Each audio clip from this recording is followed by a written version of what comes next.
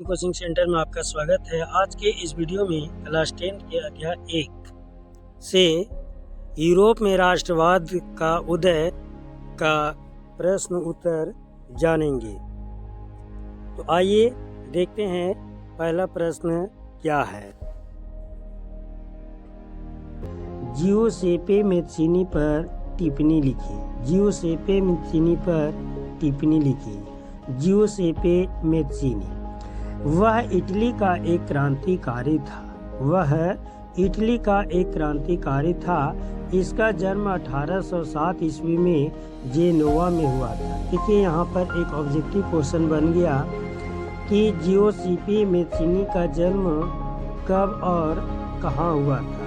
तो इसका उत्तर हो जाएगा 1807 ईस्वी में जेनोवा में हुआ था। वह कार्बोनारी के गुप्त संगठन का सदस्य बन गया। 24 वर्ष की अवस्था में लिगुरिया में क्रांति करने के लिए उस देश से बहिष्कृत कर दिया। तत्पश्चात इसने 2 और भूमिगत संगठनों की स्थापना की। पहला था मार्सेई में यंग इटली और दूसरा बर्न में यंग यूरोप, जिसके सदस्य पोलैंड, फ्रांस, इटली और जर्मन राज्यों में समान विचार रखने वाला युवा थे। मेत्सिनी का विश्वास था कि ईश्वर की मर्जी के अनुसार राष्ट्र ही मनुष्यों की प्राकृतिक इकाई थी, अतः इटली का एकीकरण ही इटली की मुक्ति का आधार हो सकता था। उसने राजतंत्र का घोर विरोध किया और उसके मॉडल पर जर्मनी, पोलैंड, फ्रांस, स्विट्जरलैंड में भी गुप्त संगठन बने। इसी कारण मेटरनिक ने उसके विषय में कहा कि वह हमारी सामाजिक व्यवस्था का सबसे खतरनाक दुश्मन है। नेक्स्ट क्वेश्चन है, काउंट कैमिलो दे काउर पर टिप्पणी लिखिए। काउंट कैमिलो दे काउर पर टिप्पणी लिखिए। उत्तर, Count Camillo de Cavour. Count Camillo de Cavour Italy में मंत्री प्रमुख था। उसने इटली के प्रदेशों को एकीकृत करने वाले आंदोलन का नेतृत्व किया। वैचारिक तौर पर न तो वह क्रांतिकारी था और न ही जनतंत्र में विश्वास रखने वाला इतालवी अभिजात वर्ग के तमाम अमीर और शिक्षित सदस्यों की तरह वह इतालवी भाषा से कहीं बेहतर फ्रेंच बोलता था। अतः इटली के सम्राट क्विंटर इनेमुल ने उसे 1852 को सार्डिनिया पिडमांट का प्रधानमंत्री बनाया। उसने यहाँ पर आर्थिक, शैक्षिक, कृषि के विकास के लिए कार्य किए तथा सेना में सुधार किया। उसने फ्रांस व सार्डिनिया पिडमांट के बीच एक कूटनीति संधि की। अपनी इस कूटनीति चालों के कारण उसने इटली की समस्याओं की तरफ यूरोपीय देशों का ध्यान आकर्षित किया।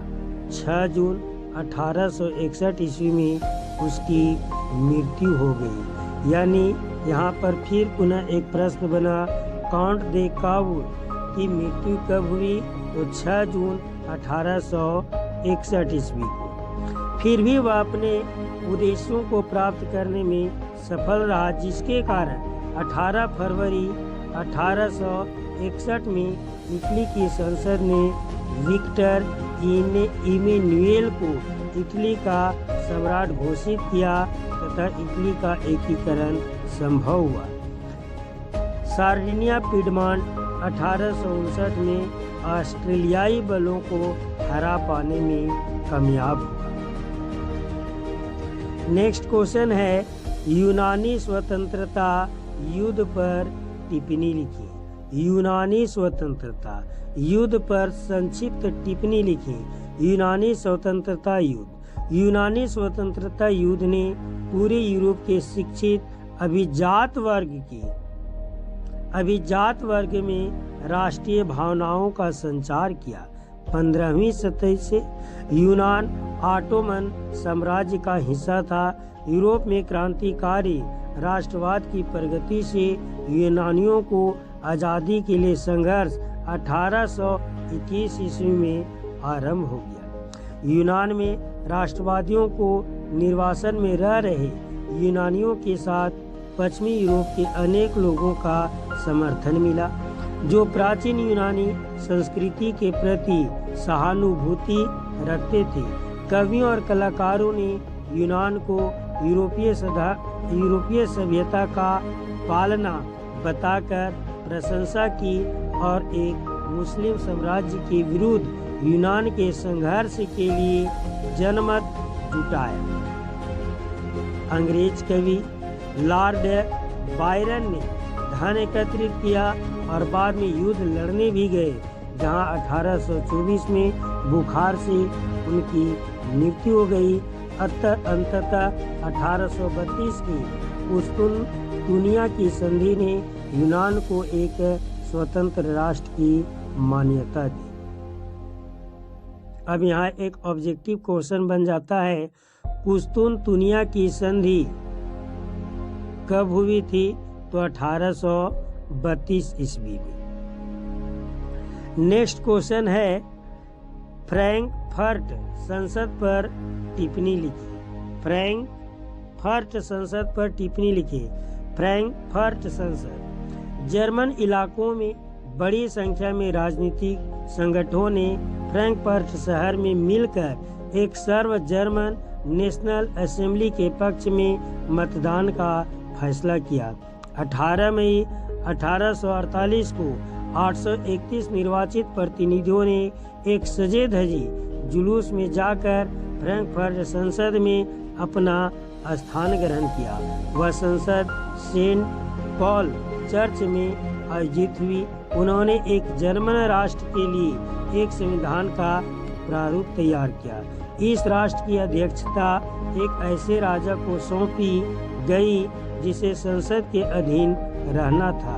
जब प्रतिनिधियों ने प्रसा के राजा फ्रेडरिक विल्हेम चतुर्थ को ताज पहनाने की पेशकश की तो उसने उसे अस्वीकार कर उन राजाओं के साथ दिया जो निर्वाचित सभा के विरोधी थे। इस प्रकार जहां कुलीन वर्ग और सेना का विरोध बढ़ गया, वहीं संसद का सामाजिक आधार कमजोर हो गया। संसद में मध्यम वर्गों का प्रभाव अधिक था।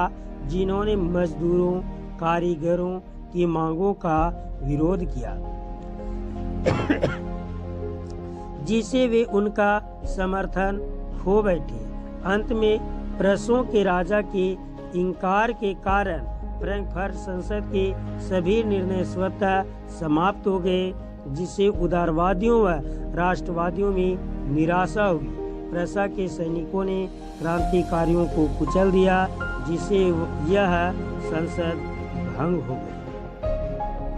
नेक्स्ट क्वेश्चन है, राष्ट्रवादी संघर्षों में महिलाओं की भूमिका पर टिप्पणी लिखी। राष्ट्रवादी संघर्षों में महिलाओं की भूमिका पर टिप्पणी लिखी। इसका उत्तर है, राष्ट्रवादी संघर्षों में महिलाओं की भूमिका।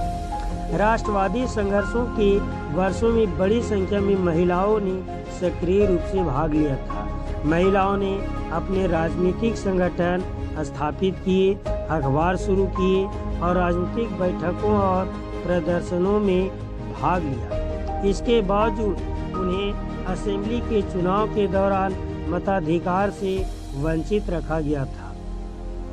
जब सेंट पॉल चर्च में फ्रैंकफर्ट संसद की सभा आयोजित की गई थी, तब महिलाओं को केवल प्रेक्षकों की हैसियत से दर्शक दीर्घा में खड़े होने दिया गया।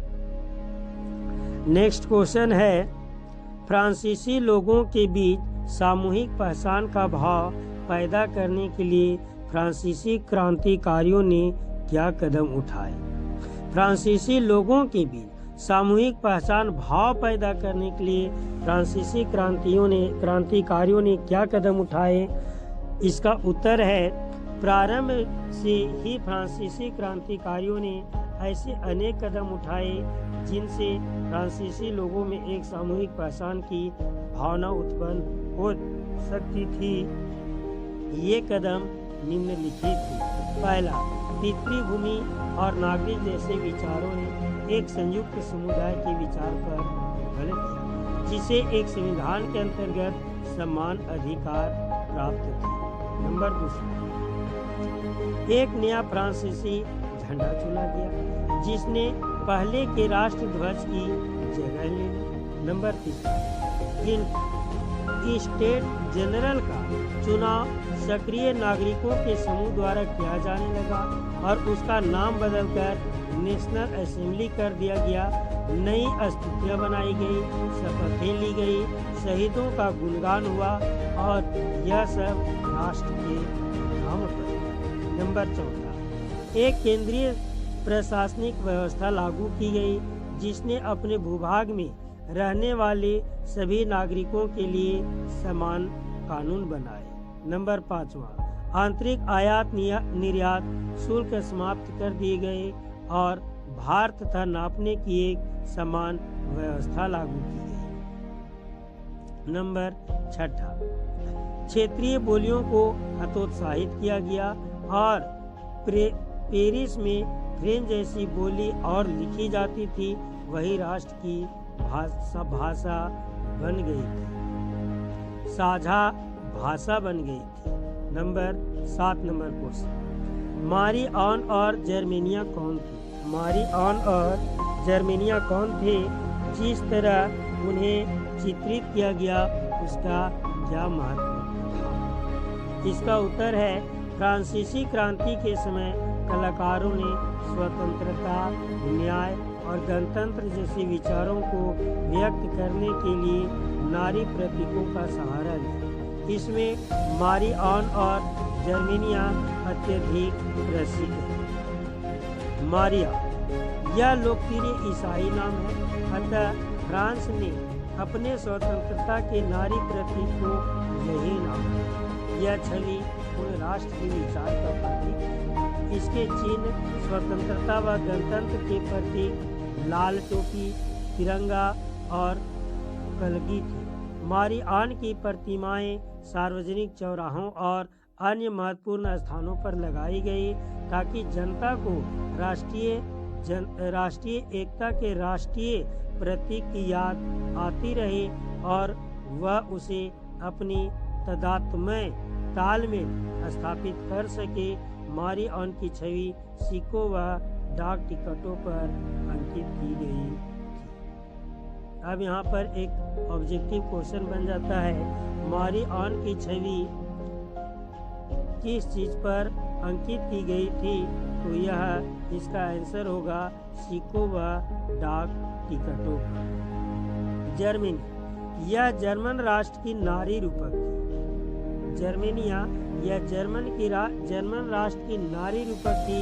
चाक्षुष अभिव्यक्तियों में वह बलूत वृक्ष के पत्तों को मुकुट पहनती थी, क्योंकि जर्मनी में बलूत वीरता का प्रतीक है। उसने हाथ में जो तलवार पकड़ी हुई थी उस पर यह लिखा हुआ था, जर्मन तलवार जर्मन राइन की रक्षा करती। इस प्रकार जर्मनी में स्वतंत्रता, न्याय और गणतंत्र की प्रतीक बनकर उभरी एक नारी छवि। नेक्स्ट क्वेश्चन है, जर्मन एकीकरण की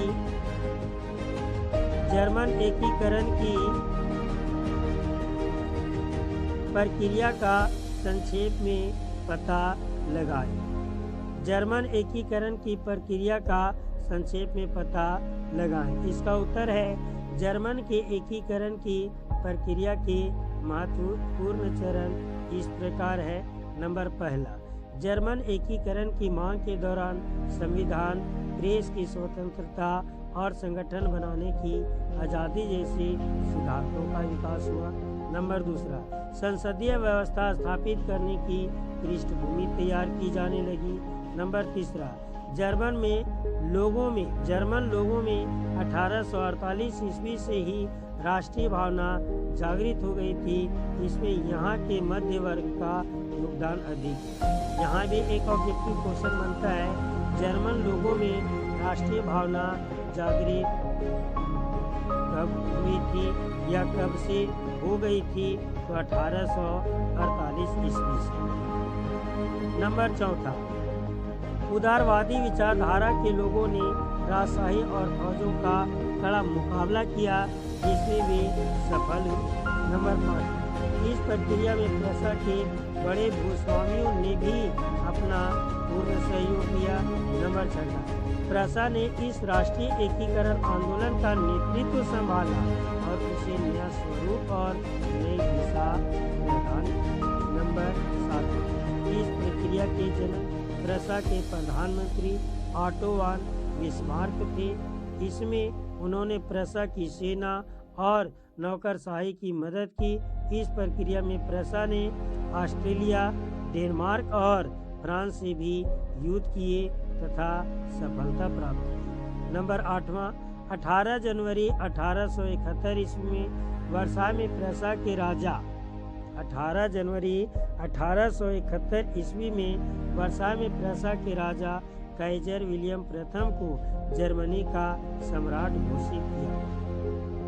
अब यहाँ एक प्रश्न बनता है, वर्साय में प्रजा के राजा काइजर विलियम प्रथम को जर्मनी का सम्राट घोषित कब किया गया? तो 18 जनवरी 1871 ईस्वी को, जिसे जर्मनी के एकीकरण की प्रक्रिया और अधिक सरल होगी। नंबर 9, वर्साय के महल के शीर्ष महल हॉल ऑफ मिरर्स में जर्मन राजकुमारों, सेना के प्रतिनिधियों और प्रमुख मंत्री बिस्मार्क ने जर्मन सम्राट काइजर विलियम प्रथम के नेतृत्व में जर्मन साम्राज्य निर्माण की महत्वपूर्ण घोषणा की। इस प्रकार जर्मन राष्ट्र का एकीकरण हुआ। नंबर 10, इस प्रक्रिया में प्रशा राज्य के प्रमुख शक्ति का केंद्र। नेक्स्ट नंबर क्वेश्चन है, अपने शासन वाले क्षेत्रों में शासन व्यवस्था का जायजा कुशल बनाने के लिए नेपोलियन ने क्या बदलाव किया? इसका उत्तर है, नेपोलियन के नियंत्रण में जो क्षेत्र आया वहां उसने अनेक सुधारों की शुरुआत की। इनके द्वारा किए गए सुधार निम्नलिखित थे।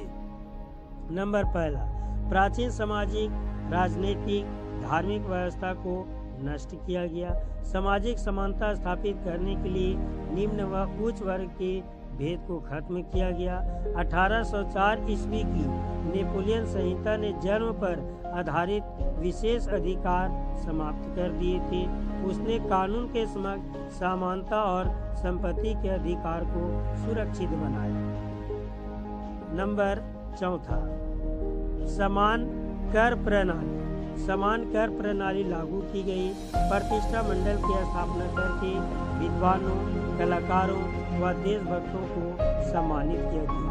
नंबर 5, डच, गणतंत्र, स्विट्जरलैंड, इटली और जर्मनी में नेपोलियन ने प्रशासनिक विभाजनों को सरल बनाया।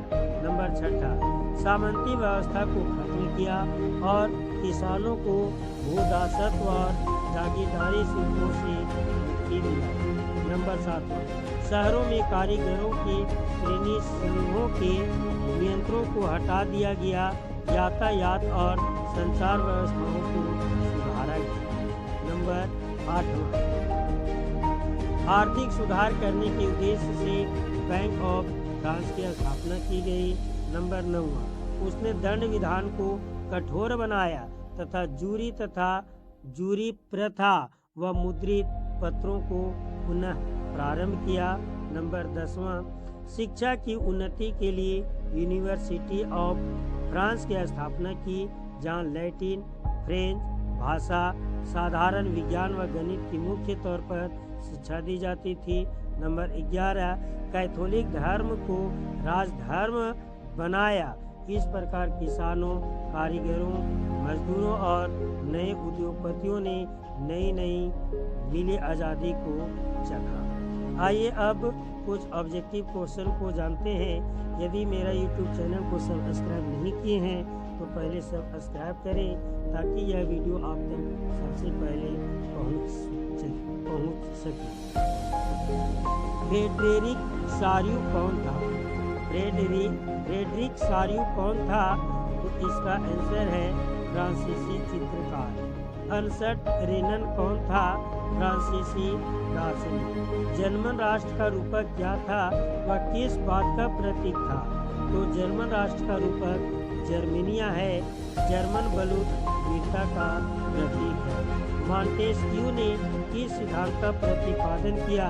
तो मॉन्टेस्क्यू ने शक्ति पृथक्करण का सिद्धांत या अधिकार विभाजन का प्रतिपादन किया। नेक्स्ट क्वेश्चन है, कौन सी विश्व विख्यात घटना को राष्ट्रवाद की पहली स्पष्ट अभिव्यक्ति माना जाता है? तो इसका उत्तर है फ्रांसीसी क्रांति। मेस्सीनी द्वारा स्थापित 2 भूमिगत संगठनों के नाम लिखिए। तो इसका आंसर है young Italy, young Europe.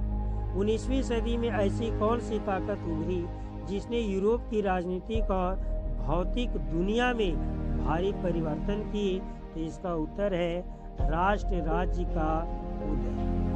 Next question है, बाल्कन क्षेत्र के निवासियों को क्या कहा जाता है?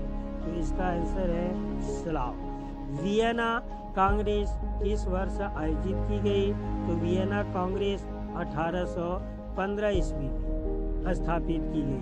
1815 की वियना संधि से किसका संबंध है? तो 1815 की वियना संधि से ड्यूक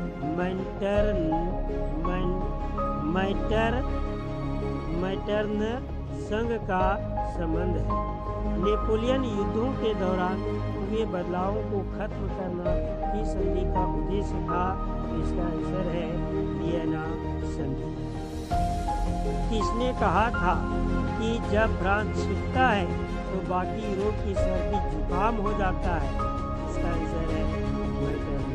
इस संधि ने यूनान को एक स्वतंत्र देश के रूप में मान्यता दी।